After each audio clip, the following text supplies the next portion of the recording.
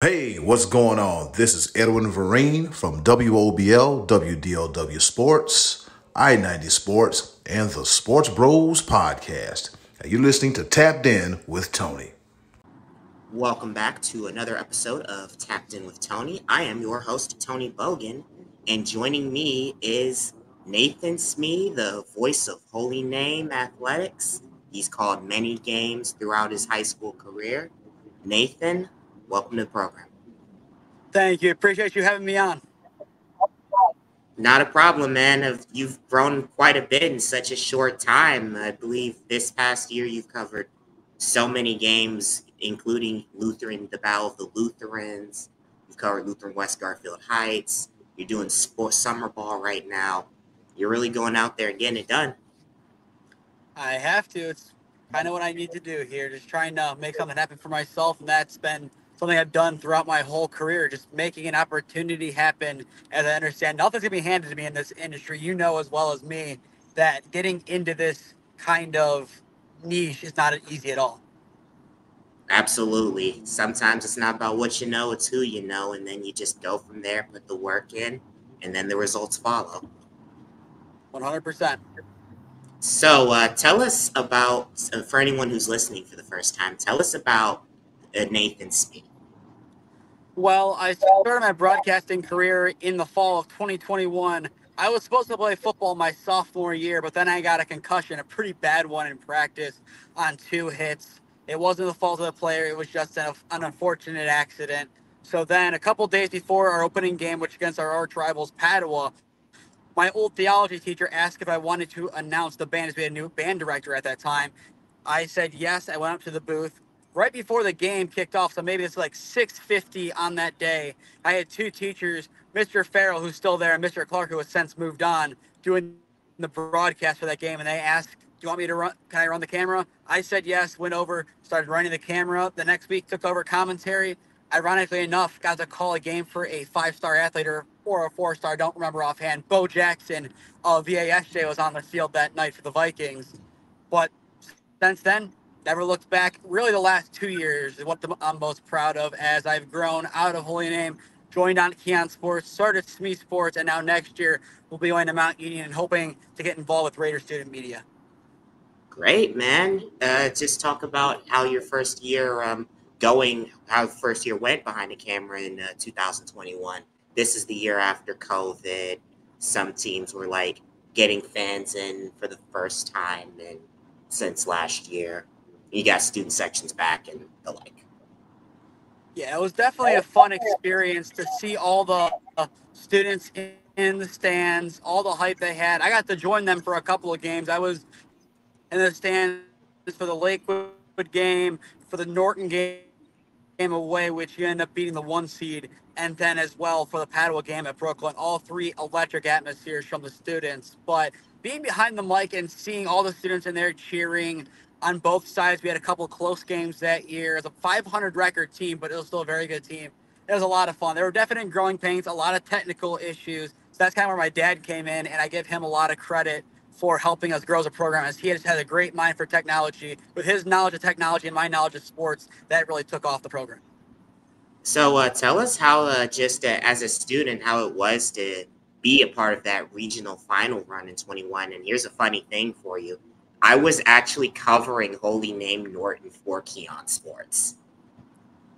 Well, if you remember that game, it was a very good game from start to finish for us. I believe won 28-0 in that game. Christian had a great game, but covering that from the standpoint where I was really cool. It was year one. I knew the talent we had in that squad from top to bottom. You have guys like Connor Preisel. That wasn't his main sport, but he was still one of our best linemen. He is now pitching at Miami. Christian Sanchez, that was his best year. Javon Williams, that was arguably his best year. He had a couple good guys in the secondary with EJ out there. Kevin Huvanka made some impact plays. It was just fun to see that group come together. But I'd say the pinnacle of that year, it wasn't a game I called, but seeing one of my classmates and a guy that I played with in Andrew Cole make that catch at Brooklyn High School, I was just really proud of one of my former teammates for making that big of a play at that big of a stage. It was just awesome because I go to school with these guys. It's Friday night, they're athletes I'm calling games for. Monday night, they're peers at the same high school I'm going to. It was kind of surreal at that time. I imagine, because that's definitely something to talk about in class on Monday or Tuesday. It definitely was a topic of conversation, not only with the players, but the teachers as well. Oh yeah, and Holy Name had a pretty great run of success with 3 straight regional final runs in 2020, 21, 22. I remember my old manager when I worked at Barrio was a Holy Name grad himself. He played soccer and football for the Namers. Small world. Yep. And 22, tell us about 22, how it was like to be there with Holy Name going to the state final four. That was an awesome team, an awesome season. I believe we went 11-3. We started off 1-2. It was rough to begin. We won week 1 against Padua, took care of business there with a loss at Clyde and then the loss against EC, where Levi Ellis, who then has now moved on, their arguably greatest running back in history, put up, I believe, 296 yards on us, something along those lines. But it was fun just to see how the team then took that one on the chin and said, okay, let's regroup. And knowing guys in the locker room, I got to see what they installed at practice, how they expected each game to go, and how they actually executed it. No one gave us a chance going into the playoffs to make it back to the Elite Eight or the Final Four. They saw Mansfield and said, no shot. We ended up coming back in the second half and winning. That was one of my favorite games to call. And then the freezing game at Maple Heights, the one that we took Padua down 56-28. That's actually where I wrote my first article. It was published on Holy Name Athletic website. Wrote, I believe, maybe a 2,000 word write up for the game. We were up 28-0. And on a cold November night, just to see the fans start filing out after the first quarter gave me some kind of satisfaction. And it was like, we are about to go to the Final Four and have a chance. Unfortunately, in that Final Four game, we didn't win, but still, I will always remember the last touchdown of that year. Javon tossed the ball to Andrew Cole, who was in on that play for a design, and found Kevin Pavanka, who I was told tore his ACL. I was told he was out of the game, not coming back in, magically downfield for a touchdown. It was a beautiful passing of the torch moment from Javon to Andrew at quarterback. But I have a lot of memories from that season. Unfortunately, I do have the statistic of going over 1 on anatomy tests, passing before a game day. Had one Thursday game going to a Friday. The test did not go so well the next day. Oh, man. It happens to the best of us, man. And I saw an interesting quirk in the schedule where, well, you guys played Padua, who's a rival, but saw an interesting quirk where you guys played Elyria Catholic twice. How did that end up coming to fruition? So what happened with that was we played them week 3 at our place, lost that one 28-14. And then that was back when the GLC decided, okay, we actually play a GLC championship game. Second place, second, third place, third, so on and so forth. Because we had the extra help of Parma and Fairview in the conference that year. They did the same thing prior. That's how we ended up playing North Olmsted. But we were both on top of our sides. We the East, East the West. So we met at the last regular season game at Dan Reeser before the renovation happened. It was a great game. One play that changed it. It was a jump ball in the corner of the end zone. And I remember the one coach, it was Coach Scheiben, who's now our softball coach. I just remember hearing him yell, "It's simultaneous!" And indeed, he was right. That play changed the game. But seeing EC as many times as we did those couple of years, it was really fun. As we were robbed of our opportunity to call a game for them the year before, we were in the coach's boxes and we were not going to turn the mic. And I saw that you guys also beat Lutheran West. They're a team that's definitely been on the come up in the past few years. Now, I have a story about that game. That morning, I had my wisdom teeth removed. And I turned around. It was a 7-ish a.m. surgery. Turned around to be on air at 6, called the game just fine. Wow.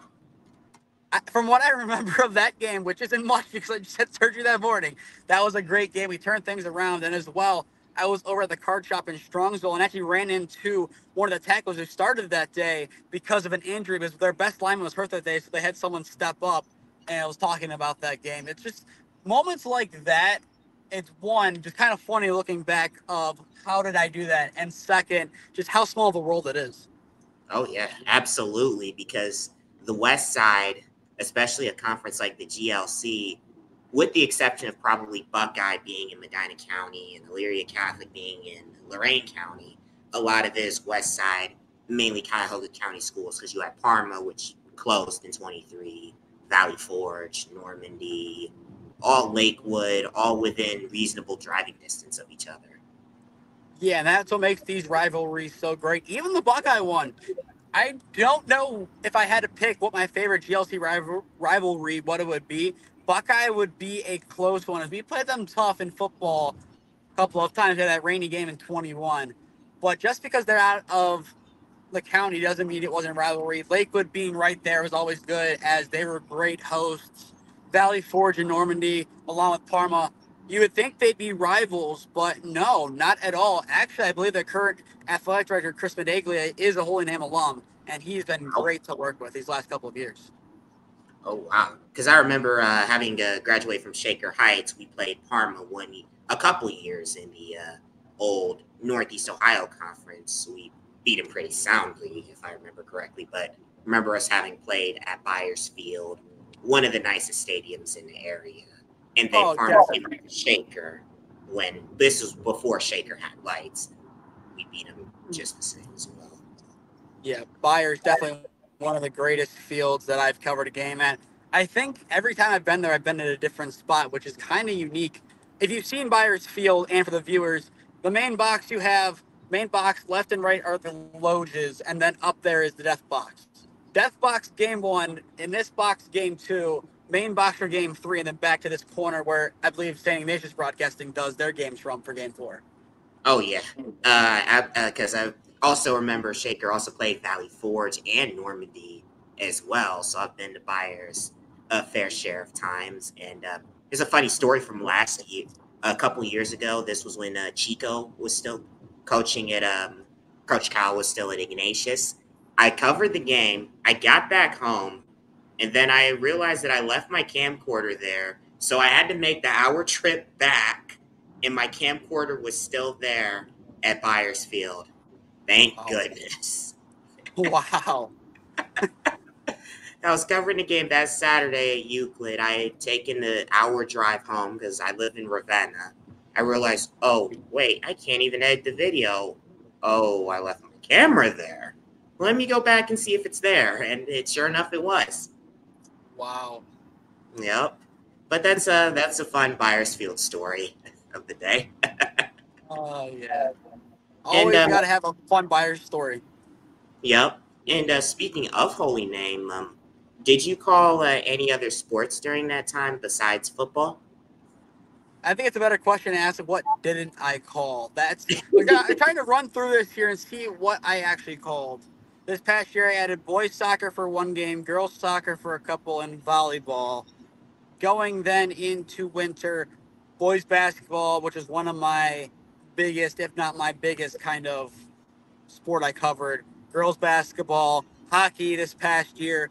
The year before, I did one wrestling match as a favor as they asked me to do their senior night. And in spring, boys lacrosse, softball, baseball, and then did one girls lacrosse broadcast this year at Highland. So I believe I did the math before. Maybe it's 12. I don't know offhand. I know it's above 10. Wow, that's amazing because I was at Holy Name for the first time I've ever been on Holy Name's campus. It's a nice campus, by the way. I was covering a Holy Name Padua volleyball game, and I remember taking some highlights of that game and seeing the Holy Name student section getting loud and proud, as was Padua's. I remember seeing Holy Name student section rush the court after Name won their district final. Yeah, I remember watching that game at home. I didn't go to that one, but I remember hearing about it and just knowing who was in that student section. A lot of the student section hype that you'll see from Holy Name is because of just the great students we've had over the years we've ran. I mean, you had a lot of the football guys, I'm sure, in the front. If I had to guess, Christian and Javon were right in the mix of things. You had someone who wasn't an athlete, but at everything. I'm sure you had Tez in there. I'm sure you had a lot of different guys who just hyped up the crowd, and that just gave an extra layer to my broadcasting from where I was. As if you remember the gym on the home stand, I was in the center at the top. If you're facing those bleachers to the left, that's where the student section is. So you probably hear a lot of what they say on the broadcast. Sometimes that's the worst, sometimes for better. but just kind of being immersed in that just really adds another layer to the game. Oh yes, I bet. Absolutely, especially when you have those rivalries. And I remember, I think I saw one of your clips on Instagram where there was a hard foul committed, which led to an ejection or something. It was Holy Name Valley Forge, if I remember correctly. Holy Name Valley Forge on January 5th will be an all-time great moment. It's funny. Here's what happened. It's 46-15 in the second half. Valley Forge, it's not their day. The shot selection was there. Shots weren't falling. Drew Stires, who's our star player and will be this coming year, already dunked twice. He gets the ball in transition. You know he's going for his third. So he goes up, and a Valley Forge player shoves him. Dirty hit, all that, he is tossed. And then Andrew Cole, who, mind you, we said he's the quarterback, also defensive end. His build, self-described as, I'm saying self-described as, so take the measurements with a grain of salt. 6'3", 215, full-on trucks Eddie McTeer to the ground. They're both tossed, and then we had a kid from the bench tossed for coming off the bench. It was just a wild moment as a broadcaster of what do we even say, and am I at Tom Hamilton status to call us as a WWE fight yet or no? But I bet that was probably one of the more. It's like one of those things you don't see that every day. Do And not see how it was every day, and that's probably for the better. And for as far as last year, I know Holy Name had a bit of a struggle this past season, but I believe they did win the GLC East in 23, even though they didn't qualify for the postseason. Did you call Yes, all we 10 did. games in the 23 campaign? Yes, we were able to call all 10 games, and that was a big credit to the host schools that we went to. I'm trying to run through the schedule in my head real quick on who to thank. Lake Catholic let us come. That was a big one. Another The nice field. ending was at Forge, so that's Byers Fields. That's another away game. Canfield was a big one. Their AD did a lot to help us get set up and situated there. Buckeye was an away game. A lot of confusion with WEOL. We were in the same room with them, but we did the little do-si-do and set everything up so everything worked there. EC, we were in the stands. We were just told it has to be on your side so you don't take away from our fans, and we were more than fine with that. Their AD was fine with it. They were great. And then there was one more away game. Trying to think where it was. Running for Um, the conference. It was at Lakewood. We were able yeah, to make that one work. yeah. And looking at the schedule, I've been to one of these stadiums in some form or another myself. Lake Catholic, I remember in 22, I went out there. It was pouring in the second quarter, like heavy rain, somehow no lightning delay, but it was pouring throughout the second quarter. Had a couple games like that.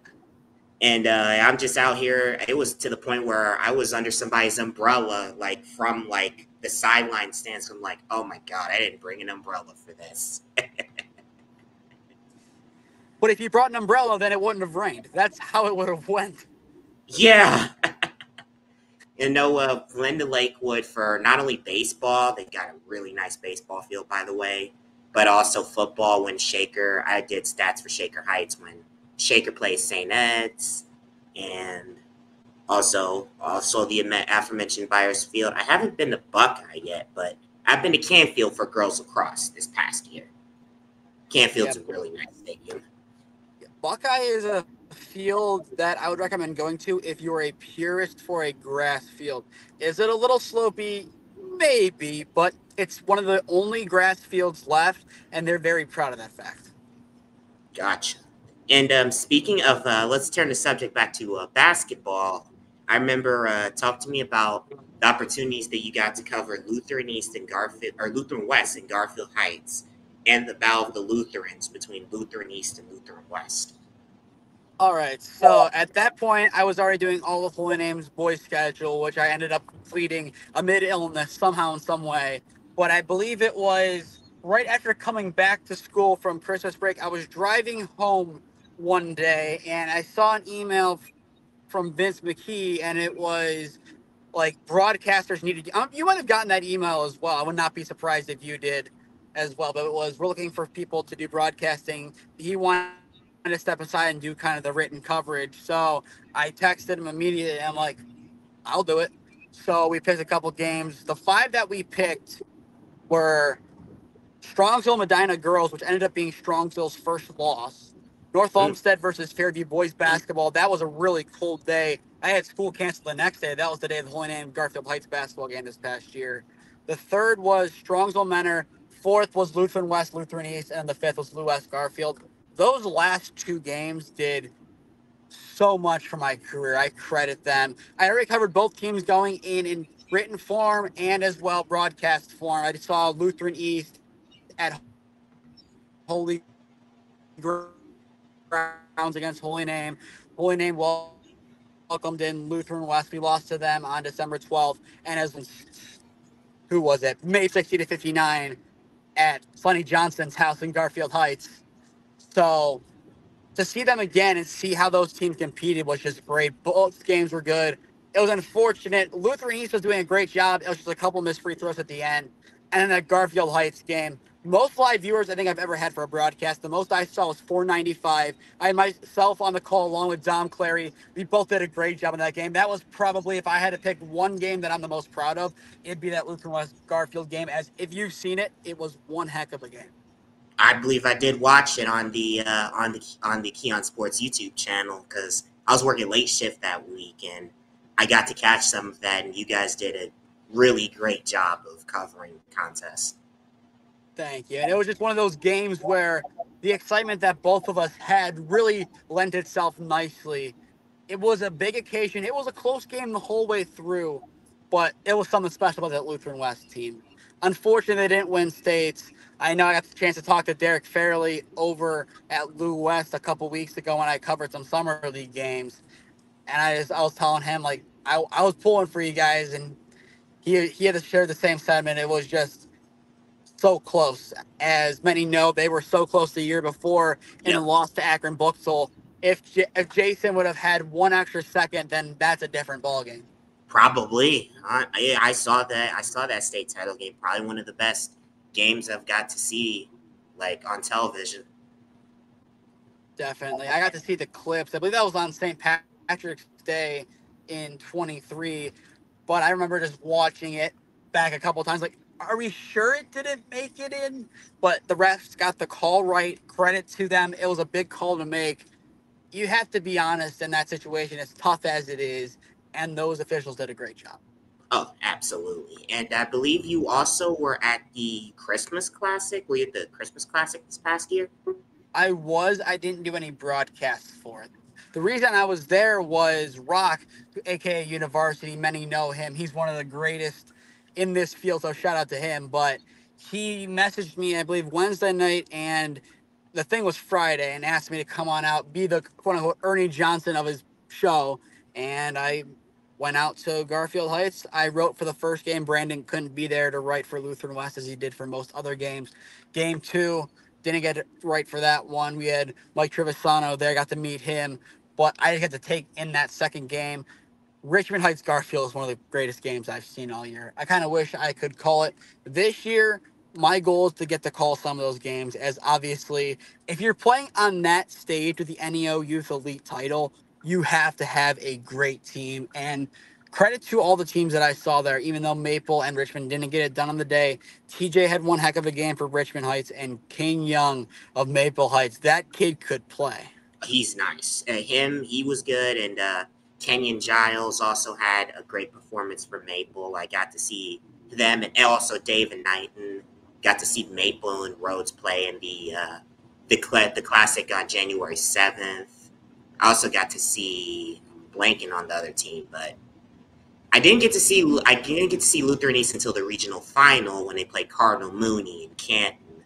That was a good game though. I believe I saw Steve Newton, aka Third Coast Hoops, there doing video coverage for that one.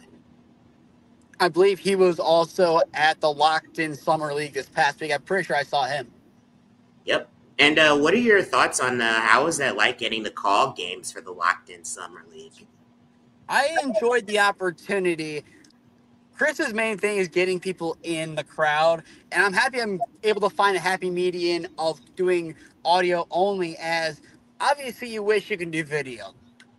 But still, I have to look at that opportunity from the standpoint of, okay, I'm able to do radio broadcasts. Let's practice that skill and be able to paint the picture without the video and see how I do. So I really appreciate those opportunities. Will I be back for the semifinals and finals? I don't know. It just depends how my schedule goes.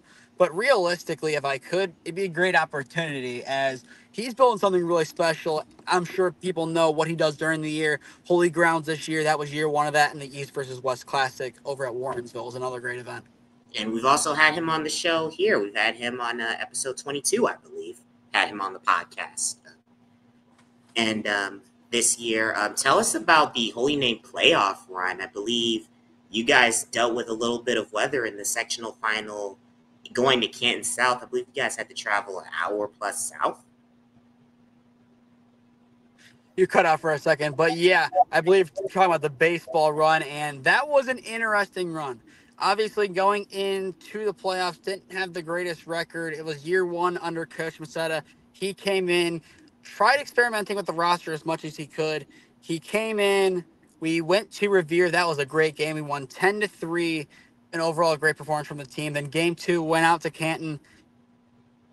So we called the game for 15 minutes. We packed up quickly because we need a lot of baseball. We came out victorious 5-1, and then our season and my Holy Name broadcasting career came to an end at Twinsburg's facility against St. V's. And I'm sure you've seen that St. V's team I'm sure you have, as they were talking about you when I interviewed them for a couple of games. They were saying, you work with Tony, don't you? I'm like, same company. But they ended up taking us down. I believe 7-1 was the final.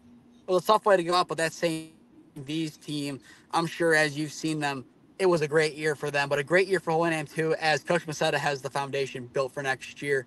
Knowing some of the guys in there, actually to play against a couple of them on Monday, the Brunswick Blue Sox, the core is there, the culture is there. I feel like they can go far next year. Okay. And you cut out when you were mentioning the Canton South game. So can you tell us about what happened again? Yeah, we get there, and we get one out, one runner on, and thunder. That was the end of that. We were told to pack up. We kind of hid in their field house by the football field, and then started pouring. I was told to pull my car around, picked up my stuff, and knew I had to make the hour drive out to Canton again the next day. We did 4 hours of commute total in the end, and a lot of baseball. Won it 5-1, so well worth the trip. Gotcha. Because I know the way sometimes that the regions, that the divisions are shaken up. Like sometimes you'll have, for instance, this past year for basketball, Lake Catholic and Keystone both made an hour trip out to Niles. When I think neutrally they would probably maybe end up in Independence or even Parma or something. But sometimes that's just how things go. But I'm glad you guys were able to make the most of it. Yes, we did. And Coach was had to preach, it's just more reps. He knew that when he had that bracket present itself with Revere where they were, and then Canton South and Orville on top, he knew he could make a run. And he was right. He trusted his gut. And it was a bold move to make for a first year coach after not having a Holy Name team win 2 playoff games in a couple of years. We made it to districts in 22, but to win 2 playoff games, including round 1 in the same year, we hadn't done it since, I believe, 2019. Wow. I could be wrong on that, but I'm pretty sure Springer was there, the Cincinnati kid back then. So Yeah. for him to make that call thinking we can do it this year was big. Yeah, and Holy Name has a pretty strong baseball. They've got pretty strong baseball tradition themselves. Because I know a guy by the name of Dennis Markowitz coached at Holy Name. This was about after I graduated, but he initially coached at Garfield. Then he went to Holy Name, and I believe Shaker played against Holy Name at State Road Park. Do they still play there now? Probably. That one is kind of used now by that field. Maybe Normandy will use it if their field isn't playable, but they have the field at the high school, but Valley Forge will on occasion use State Road. Okay, got it. And what are you going to be doing in college as far as like announcing games? And what's your plan for college? The simple answer is I don't know yet. I'm going to go to Mount Union. I'm going to study sports business and media.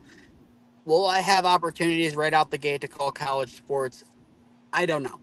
I'm back to where I started. The small fish in a big pond over at Mount Union. They have a great tradition, not only in football producing a lot of talents, but in media. They have a lot of talented people that I have high respect for that have not only graduated but are still there and in the program. My goal is just to kind of make an impact where I can. That's kind of how I started. I have a good relationship over at Alliance after the playoff basketball game, and one of their football coaches I knew pretty well from when he was at Holy Name, St. V's, pretty good connections over there. Canton South, they said they'll take me back for some baseball games, so hopefully I can do some there. Have other opportunities around that area. You're from Ravenna. They have a beautiful field there. Looking forward to potentially getting out there for a game this year. I have to make something happen. I said that towards the beginning with how I got started. It's going to be the same exact thing, and I'm well prepared to do that. If I'm calling volleyball and that's it my freshman year at the college level, I'm still calling it at the college level. That is a step up. That's the way I'm going to have to view things. And I'm going to go out of my comfort zone. I mean, I'm used to being the only. I'm now going into a pre established program, and I have an opportunity to showcase my talent and my skills and do it at a different level that's not high school. Long way on my resume. They look at high school broadcasts, that only gets me so far. But college, that's going to be the next step I need, and I'm prepared to do it. Absolutely, and you've definitely got the talent and the skill set, and you've got plenty of opportunity there as far as being in the Lions. You've got Marlington, which isn't so too far away. You've got West Branch. You're in Stark County, so you've got plenty of opportunity there, man. And you're gonna go far. You're gonna go far. Thank you. And last, Thank you. I appreciate wrap it. up, do you have any advice for any other aspiring sports broadcasters or anything like that? Just do it. Just get started. No matter if you're going into broadcasting, media, photography. Photography is obviously a big one nowadays. Just get started. You have to start somewhere. I know a couple of guys have gotten started recently. Clip by Dom, he's kind of done Valley Forge things. But from where he was back in February to where he is now, really proud of it. Graduated from high school today, actually, but he's one who just went out there and from Independence, I believe it's Flicks by Joey is his Instagram. Know him a little bit. He just got started. That's all he had to do. Found an opportunity at Independence, did his thing, made it happen. I did the same thing. I was given an opportunity. I took advantage of it and made something happen. You look everywhere. You look at Ignatius, Eli Maestros, another great young broadcaster. Evan Littress over at Walsh, another great broadcaster. All of us were given an opportunity and we made the most of it. And that's why I believe all of us have a great opportunity to go far. It's okay if Absolutely. it doesn't go well at first. If you listen to my early stuff, it's not good. I even cringe listening to stuff from last year. It's just you got to get better each and every day. And if you're willing to work, you can go far in this industry. Absolutely. And some of my clips for old high school games were the same as well. So I could definitely relate. Nathan, it's great getting a chance to talk to you. If you guys want to check out the episode, be sure to tune in to Tapped In with Tony, which is on Spotify and wherever you get your podcast from, or you can watch the episode on YouTube under Tapped In with Tony. Thank you guys again for tuning in, and we'll see you next time.